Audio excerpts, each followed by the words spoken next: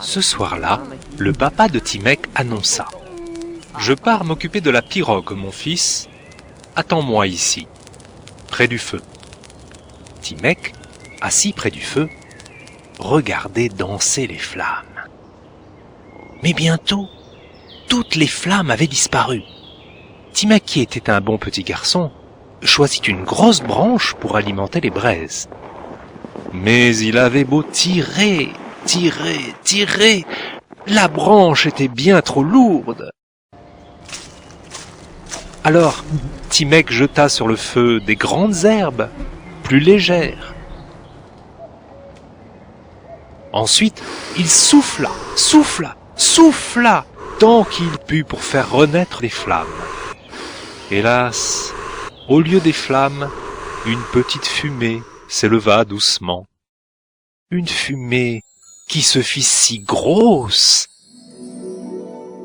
qu'elle absorba Timek. Prisonnier de la fumée, Timek monta vers le ciel. Le voici entraîné maintenant, tout là-haut, vers les nuages.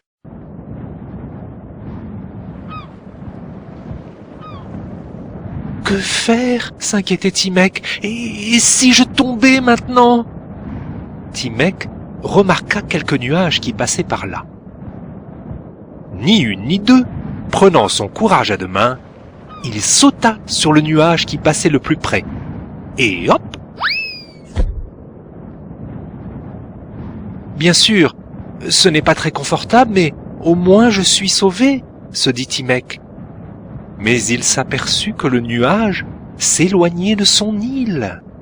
Oui, tout en bas, son île diminuait et lui glissait vers un ciel inconnu. Son petit bout de nuage semblait attiré par de bien plus gros nuages qui masquaient tout le ciel. De gros nuages, gris, menaçants, qui se mirent à hurler comme un tonnerre. Timek, qui était pourtant très courageux, ne put retenir ses larmes, et il se mit à pleurer car il n'y avait plus rien à faire. Voyant les larmes de Timek qui coulaient si fort, le petit nuage se mit alors à faire de même. Il se mit à pleuvoir lui aussi, mais plus il pleuvait, plus il diminuait. Il diminuait. Et Timek tomba du ciel. Timek se demanda maintenant comment il raconterait tout cela à son père. C'est sûr que papa ne sera pas très content d'apprendre que je suis tombé d'un nuage, se dit-il. Mais soudain, il ne tombait plus. Un oiseau l'avait pris de son bec. « Mais tu n'es pas un poisson volant ?» lui dit l'oiseau. « Non, monsieur l'oiseau, je suis un petit garçon tombé d'un nuage, » répondit Timek. « Je m'excuse de vous déranger, mais, monsieur l'oiseau, pourriez-vous me ramener sur mon île ?»« Pourquoi quitterais-je mon territoire de chasse? Tu n'as qu'à y aller de tes propres ailes. » Et l'oiseau lâcha Timek, qui n'avait jamais su voler, mais il était trop tard pour le dire à l'oiseau. Ouf! Timek atterrit sur le dos d'une grosse tortue. Mais la tortue, tout à ses pensées, ne semblait pas remarquer la présence de Timek sur sa carapace. « Bonjour, Madame Tortue, » lui dit timidement Timek. « Je m'excuse d'être tombé sur vous, mais pourriez-vous me ramener sur mon île, s'il vous plaît, Madame ?» La tortue ne répondit rien. Elle nageait, comme si le monde n'existait pas autour d'elle. « Les tortues sont peut-être sourdes, » se dit Timek. Et accroché sur la carapace au milieu de l'océan, Timek voyait avec effroi la nuit qui tombait lentement à sa poursuite. Ses paupières commençaient à s'abaisser tant il était fatigué, le pauvre Timek.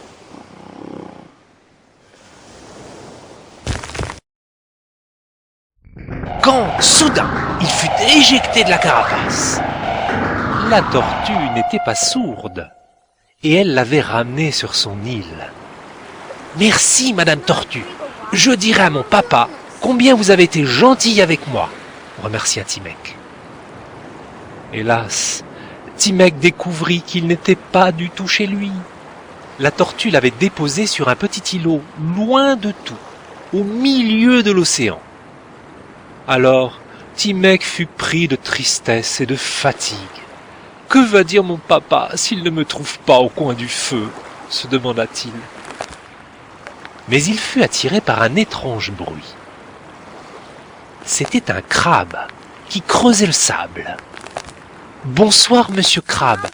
Pourriez-vous me dire où nous sommes ?»« Sur un îlot ? Es-tu fou ? Tout le monde sait que nous sommes sur un îlot. Il n'y a qu'un fou qui ne le saurait pas. » Alors, Timek, qui ne savait plus quoi dire, retourna voir la tortue pour qu'elle le ramène enfin chez lui. Mais la tortue était déjà repartie. Qu'il avait sommeil, Timek.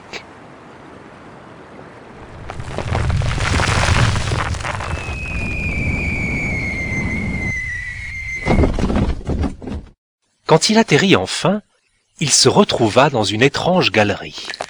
« Et voici le fou !» grogna le crabe. « C'est bien ma chance, un fou sur une île, et ça tombe sur moi !» Timek se mit à suivre le crabe grognon, car il ne savait plus vraiment où aller maintenant. Mais pouf ! Il trébucha sur quelque chose. « Eh bien, en voilà des manières !» houspilla une voix. « Qui es-tu » lui demanda un caillou blanc. « Excuse-moi, je ne t'avais pas vu. Je suis Timek. Et toi ?»« Je suis Caillou. Où vas-tu ?» continua le petit caillou blanc. Timek raconta alors toute son histoire. Caillou trouva cette histoire passionnante et décida de suivre Timek. Ils avancèrent des heures et des heures dans la galerie qui devenait de plus en plus sombre. Mais bientôt, une lueur apparut, et Timek retrouva le crabe grognon. Il avait percé une sortie vers le haut. Timek sortit la tête du trou, et il n'en crut pas ses yeux. Il découvrit son père qui ramenait tranquillement la pirogue vers la plage. Et voilà Timek et Caillou qui courent à présent vers la petite case. Hélas, Timek trouva le feu bien mal en point. À peine si les braises chauffaient encore l'air de la nuit qui entourait maintenant la forêt. Il essaya de tirer la grosse branche qui lui avait donné tant de mal. C'est alors que Caillou se mit à sauter sur la branche. Il sauta, sauta, sauta, et crac! Un morceau céda et roula sur le sol. Aussitôt, Caillou reprit ses sauts sur la branche.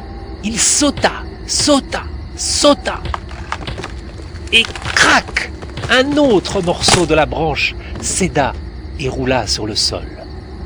Timek s'empara du bois et courut vers les braises pour alimenter le feu qui luisait si peu.